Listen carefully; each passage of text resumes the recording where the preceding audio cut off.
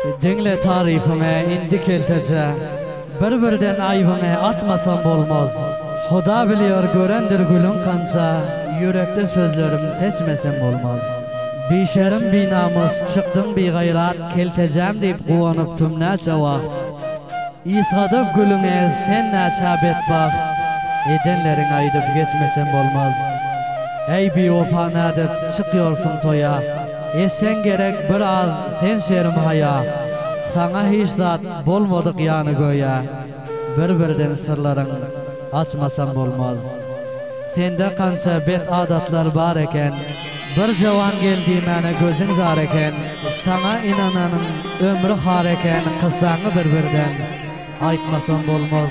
Bili hökkü bire namzat bolupsun, sonam yalanı sözüne indiripsin. Sondan başga layık dälligin bilipsin. Soňadan bir jogap aýtmasaň bolmaz. Awal gece barsaň sonun ýanyna, nikah ilan ol gelse ýanyna. El degirse alma uýamagyna, hakykaty sözläp bermeseň bolmaz. Böküp turup işige teme berse, isganan gülünden bir dadyp görse, gülün kim ýoldy diýip bir sowal sorsa, naçar bolup jogap bermeseň bolmaz.